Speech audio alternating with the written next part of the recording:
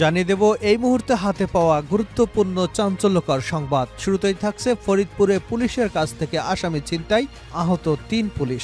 ফরিদপুরের সদরে একাধিক মামলার ৪ আসামির একজনকে পুলিশের কাছ থেকে ছিনিয়ে নিয়েছে সন্ত্রাসীরা। এ সময় কোতোয়ালি থানার এসআই এবং ২ কনস্টেবল গুরুতর আহত হয়েছেন। সন্ধ্যা ৬:৩০টার দিকে ভাটি কানাইপুর এলাকায় ঘটনা ঘটে। কোতোয়ালি থানার ওসি আসাদুজ্জামান বিষয়টি নিশ্চিত করেছেন। এবারে জানাবো শেখ হাসিনার পতন, ভারতে দলে দলে বাংলাদেশিদের প্রবেশের চেষ্টার তথ্য সঠিক নয়, দ্য হিন্দুর প্রতিবেদন। শেখ হাসিনার সরকারের পতনের পর বাংলাদেশ থেকে ভারতে প্রবেশের জন্য সীমান্তে দলে দলে মানুষ গিয়ে ভিড় জমায় বলে যে খবর প্রচারিত হয়েছিল তা সঠিক নয় বলে জানিয়েছে ভারতের শীর্ষস্থানীয় গণমাধ্যম দ্য হিন্দু। বলা হয়েছে, ওই সময় ভারতে প্রবেশ অথবা বাহির হবার ক্ষেত্রে উল্লেখযোগ্য কোনো ঘটনাই ঘটেনি। গত ৬ বছরে সরকারি তথ্য বিশ্লেষণ করে এমন তথ্যই পাওয়া গেছে। তার মানে বোঝাই যাচ্ছে ভারতীয় কিছু দালাল মিডিয়া এতদিন মিথ্যা অপপ্রচার চালিয়েছে বাংলাদেশের বিরুদ্ধে।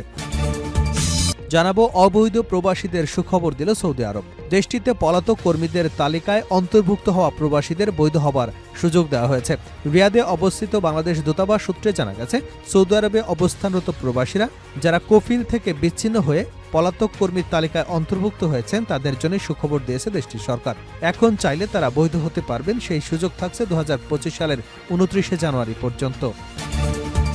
এদিকে যুক্তরাষ্ট্রের ৪৩,০০০-এরও বেশি ভারতীয় গ্রেপ্তার। যুক্তরাষ্ট্র এবং কানাডা সীমান্তে ব্যাপক হারে বেড়েছে অবৈধ অভিবাসন। কানাডা থেকে যুক্তরাষ্ট্রে প্রবেশের চেষ্টাকালে ১ বছরে ৪৩,০০০-এরও বেশি ভারতীয়কে আটক করা হয়েছে। সোমবার ভারতীয় সংবাদ মাধ্যম দ্য হিন্দুস্তান টাইমসের এক প্রতিবেদনে এ তথ্য হাতে এসেছে।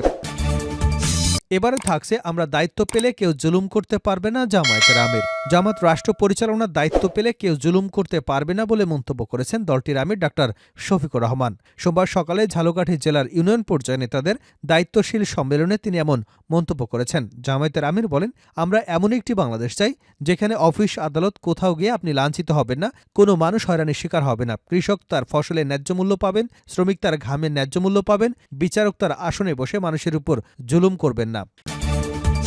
এবং সর্বশেষ জানাবো আন্তর্জাতিক সংবাদ। আলেপ্পোয় আরও অগ্রসর হচ্ছে বিদ্রোহীরা, রুশ বিমান হামলা অব্যাহত। যুক্তরাজ্যভিত্তিক Syrian observatory for human rights বলছে, সিরিয়ায় বিদ্রোহীরা আলেপ্পো দখলের পর আরও অগ্রসর হয়েছে এবং এরই মধ্যে রোববার তাদের লক্ষ্য করে অব্যাহত বিমান হামলা চালিয়েছে রাশিয়া। এই হামলায় আলেপ্পোর একটি হাসপাতালে অন্তত ১২ জন নিহত হয়েছেন। এতক্ষণ শিরোনাম শুনছিলেন, এবার বিস্তারিত। প্রিয় দর্শক, আপনি যদি এই চ্যানেলে নতুন হয়ে থাকেন, ভিডিওটি দেখতে দেখতে চ্যানেলটি সাবস্ক্রাইব করে আমাদের সঙ্গে থাকুন। আর এই ভিডিও সম্পর্কে আপনি আপনার মূল্যবান মতামতটি কমেন্ট বক্সে জানিয়ে দিন। আর হ্যাঁ প্রিয় দর্শক, জানিয়ে দিন ভিডিওটি কোথা থেকে দেখছেন। ফরিদপুরে পুলিশের কাছ থেকে আসামি ছিনতাই, আহত ৩ পুলিশ। ফরিদপুরের সদরে একাধিক মামলার ৪ আসামির একজনকে পুলিশের কাছ থেকে ছিনিয়ে নিয়েছে সন্ত্রাসীরা। এ সময় কোতোয়ালি থানার এসআই এবং ২ কনস্টেবল আহত হয়েছেন। রোববার সন্ধ্যা ৬:৩০টার দিকে ভাটি কানাইপুর এলাকায় ঘটনা ঘটে। কোতোয়ালি থানার ওসি আসাদুজ্জামান বিষয়টি নিশ্চিত করেছেন। আহতরা হলেন কোতোয়ালি থানার এসআই হাসান শিকদার, কনস্টেবল সাগর চন্দ্র সরকার এবং মোহাম্মদ মাহমুদুল হাসান। একাধিক মামলার ৪ আসামি হলেন উপজেলার ভাটি কানাইপুর এলাকার ৪ সহোদর কামরুল, জসিম, আনোয়ার এবং বাদশাহ। তাদের নামে কোতোয়ালি থানায় সন্ত্রাসী, মাদকসহ একাধিক মামলা রয়েছে। জানা যায়, গত ২৩শে অক্টোবর ওই ৪ সহোদরের বিরুদ্ধে মারপিটের আরও একটি মামলা করেন কানাইপুরের আনোয়ারা বেগম নামের এক নারী। রোববার বিকেলে এ মামলার তদন্তকারী কর্মকর্তা এসআই হাসান শিকদার আসামিদের ধরতে কয়েকজন পুলিশ সদস্য নিয়ে ওই গ্রামে আসামিদের বাড়িতে যান। এ সময় একাধিক মামলার আসামি কামরুলকে আটক করা হয়। তাকে আটকের পর মাদক ব্যবসায়ী আনোয়ার, জসিম, বাদশাহ সহ কয়েকজন সন্ত্রাসী পুলিশের কাছ থেকে কামরুলকে ছিনিয়ে নেওয়ার চেষ্টা করেন। এক পর্যায়ে সন্ত্রাসীরা পুলিশের উপর লোহার পাইপ, ছুরি, ট্যাটা সহ দেশীয় অস্ত্র নিয়ে হামলা চালায়। তারা পুলিশের ৩ সদস্যকে মারপিট করে কামরুলকে ছিনিয়ে নিয়ে যায়। হামলায় আহত হন কোতোয়ালি থানার এসআই হাসান শিকদার, কনস্টেবল সাগর চন্দ্র সরকার এবং মোহাম্মদ মাহমুদুল হাসান। স্থানীয় লোকদের সহায়তায় আহত ৩ পুলিশ সদস্য ঘটনাস্থল থেকে ফিরে আসেন। তারা ফরিদপুর জেলার হাসপাতালে চিকিৎসা নিয়েছেন। হামলার শিকার এসআই হাসান শিকদার জানান, বেশ কয়েকটি মামলার আসামিদের গ্রেপ্তার করতে গেলে তারা আমাদের উপর হামলা চালায় এবং আসামি কামরুলকে ছিনিয়ে নেয়। তারা আমাকে সহ ২ কনস্টেবলকে আহত করেছে। কোতোয়ালি থানার ওসি আসাদুজ্জামান জানান, পুলিশের উপর হামলার ঘটনায় ১৪ জনের নাম উল্লেখ করে অজ্ঞাত আরও ১৫ থেকে ২০ জনকে আসামি করে একটি মামলা দায়েরের প্রস্তুতি চলছে। আসামিদের গ্রেপ্তারে অভিযান চলমান রয়েছে। ভারতে দলে দলে প্রবেশের চেষ্টার তথ্য সঠিক নয়, দ্য হিন্দুর প্রতিবেদন। শেখ হাসিনা সরকারের পতনের পর বাংলাদেশ থেকে ভারতে প্রবেশের জন্য সীমান্তে দলে দলে মানুষ গিয়ে ভিড় করেছে বলে যে খবর প্রচার করা হয়েছিল তা সঠিক নয় বলে জানিয়েছে ভারতের শীর্ষ সংবাদ মাধ্যম দ্য হিন্দু। বলা হয়েছে, ওই সময় ভারতে প্রবেশ অথবা বাহির হবার ক্ষেত্রে উল্লেখযোগ্য কোনো ঘটনা ঘটেনি। গত ৬ বছরে সরকারি তথ্য বিশ্লেষণ করে এমন তথ্য পাওয়া গেছে। প্রতিবেদনে বলা হয়েছে, ৫ই আগস্ট থেকে ২৭শে নভেম্বর পর্যন্ত আন্তর্জাতিক সীমান্ত থেকে ১,৩৯৩ বাংলাদেশিকে আটক করা হয়। তবে শেখ হাসিনার পালিয়ে যাবার আগে অর্থাৎ ১লা জানুয়ারি থেকে ৪ঠা আগস্ট পর্যন্ত এ ধরনের ১,১৪৪ জনকে আটক করা হয়েছিল। চলতি বছর বাংলাদেশি সীমান্ত থেকে মোট ৩,৯০৭ জনকে আটক করেছে বিএসএফ। এর মধ্যে বাংলাদেশ ভারত উভয় দেশের নাগরিকই রয়েছে। অন্যদিকে ২০২৩ সালে সীমান্ত থেকে মোট ৫,০৯৫ জনকে আটক করেছিল দেশটির সীমান্তরক্ষী বাহিনী, যার মধ্যে ৩,১৩৭ জনই ছিল বাংলাদেশি। প্রতিবেদনে বলা হয়, শেখ হাসিনার পালিয়ে যাবার পর অর্থাৎ ৫ই আগস্ট থেকে ২৭শে নভেম্বর পর্যন্ত ৩৮৮ ভারতীয় বাংলাদেশে প্রবেশের চেষ্টা করে। তবে এর আগে অর্থাৎ ১লা জানুয়ারি থেকে ৪ঠা আগস্ট পর্যন্ত ৮৭৩ ভারতীয় বাংলাদেশে প্রবেশের চেষ্টা করে। এই পরিসংখ্যানের মাধ্যমে বোঝা যাচ্ছে, শেখ হাসিনা সরকারের পতনের পর সীমান্ত দিয়ে দলে দলে ভারতে প্রবেশের চেষ্টা অস্বাভাবিকভাবে বেড়ে যায়নি, বরং শেখ হাসিনার সময়ে এই সংখ্যক মানুষ এভাবেই অবৈধভাবে অনুপ্রবেশের চেষ্টা করত। অবৈধ প্রবাসীদের সুখবর দিল সৌদি আরব। অবৈধ প্রবাসীদের জন্য সুখবর দিয়েছে সৌদি সরকার। দেশটিতে হুরুপ বা পলাতক কর্মীদের তালিকা অন্তর্ভুক্ত হওয়া প্রবাসীদের বৈধ হবার সুযোগ দেওয়া হয়েছে।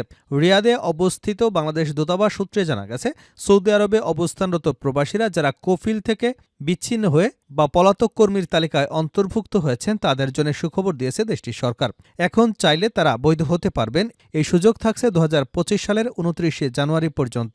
সম্প্রতি এ বিষয়ে রিয়াদে বাংলাদেশ দূতাবাসের লিগ্যাল অ্যাসিস্ট্যান্ট মামুনুর রশিদ জানান, ২০২৪ সালের নভেম্বর পর্যন্ত যেসব প্রবাসী এই পরিস্থিতিতে রয়েছেন তারা আগামী বছরের জানুয়ারির ২৯ তারিখের মধ্যে বৈধ হতে পারবেন। তিনি বলেন, হুরুপপ্রাপ্তদের বৈধ হবার এই প্রক্রিয়া কেবল সৌদি সরকারের অনুমোদন পাওয়া নির্ধারিত পদ্ধতিতে সম্পন্ন হবে, আর এর জন্য প্রবাসীদের নির্ধারিত কাগজপত্র ও প্রাসঙ্গিক তথ্য জমা দিতে হবে। সকল প্রবাসীদের এই সুযোগ কাজে লাগানোর আহ্বান জানিয়েছে বাংলাদেশ দূতাবাস। যারা এখনও বৈধ হওয়ার চেষ্টা করেনি তাদেরকেও দ্রুত এই সুযোগ গ্রহণের পরামর্শ দেওয়া হয়েছে।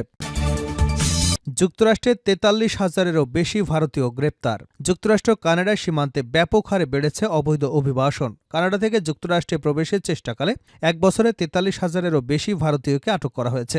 সোমবার ভারতীয় সংবাদ মাধ্যম হিন্দুস্তান টাইমসের এক প্রতিবেদনে এ তথ্য জানানো হয়েছে।